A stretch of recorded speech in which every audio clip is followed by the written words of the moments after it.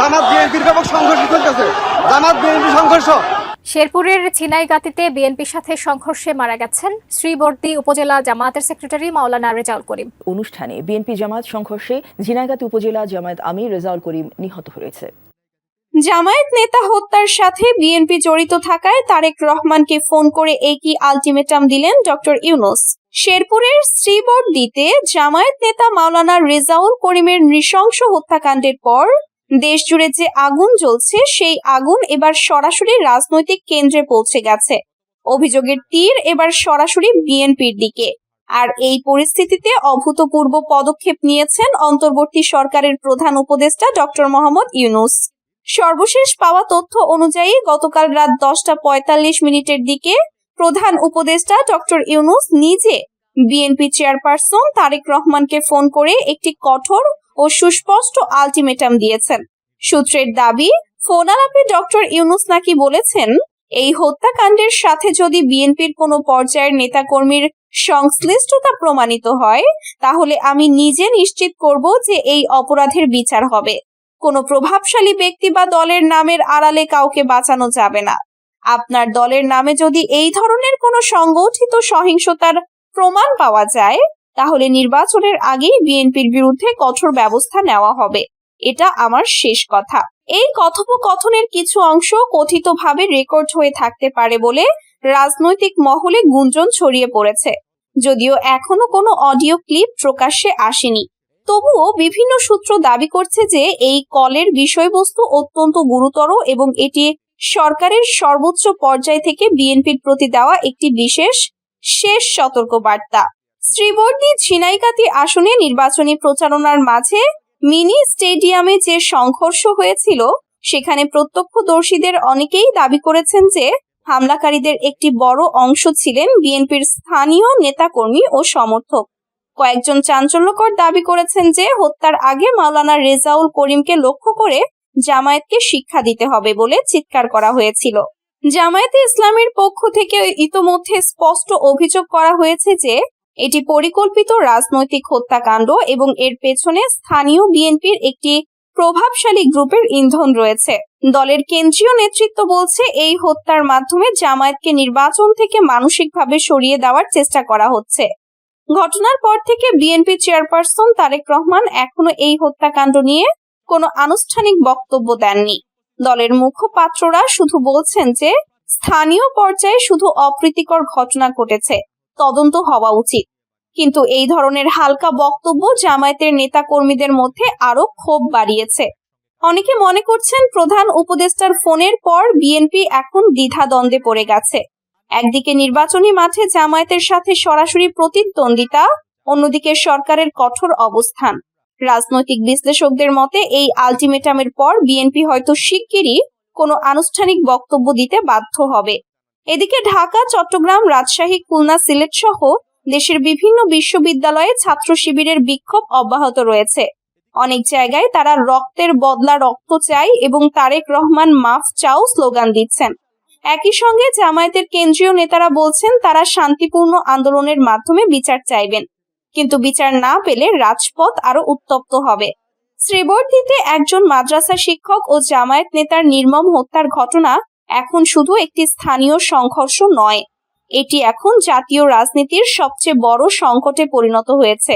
প্রধান উপদেষ্টার ফোন এবং কঠিন আলটিমেটামের পর এখন সবার চোখ তারেক রহমান ও বিএনপির পরবর্তী পদক্ষেপের দিকে।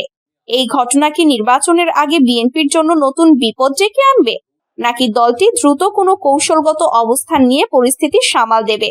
পরিস্থিতি যেভাবে ঘনীভূত হচ্ছে তাতে আগামী কয়েকদিন অত্যন্ত গুরুত্বপূর্ণ। সিলেট বিভাগে 90 প্লাটুন বিজিবি মোতায়েন।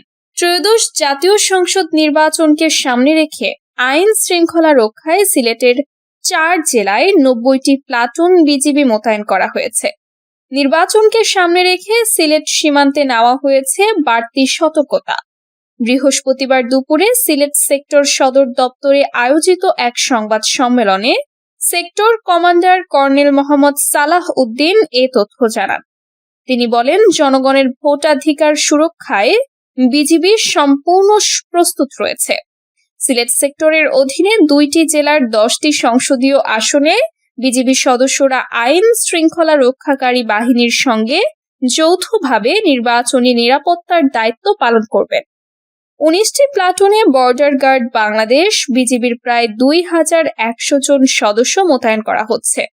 এছাড়া সীমান্তবর্তী 6টি উপজেলা সুনামগঞ্জ সদর, তাহিরপুর, বিশ্বম্ভরপুর, গোয়াইনঘাট, কোম্পানীগঞ্জ ও জকিগঞ্জে বিজিবি এককভাবে নির্বাচনী দায়িত্বে থাকবে।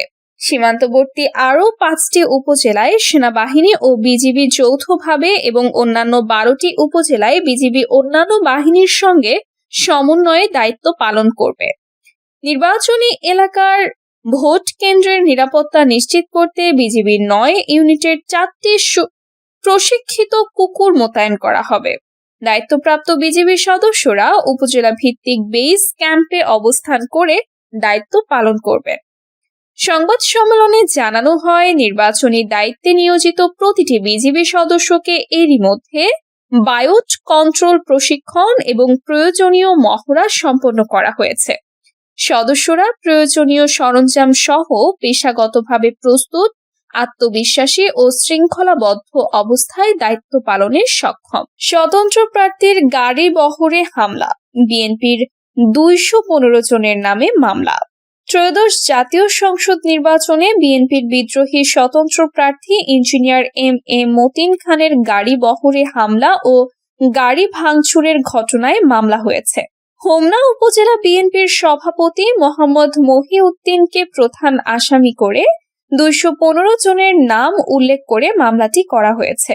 বুধবার রাতে হোমনা উপজেলা বিএনপির সাবেক আহ্বায়ক ও উপজেলা পরিষদের চেয়ারম্যান মোহাম্মদ জহিরুল হক জহর চেয়ারম্যান বাদী হয়ে এ মামলা করেন।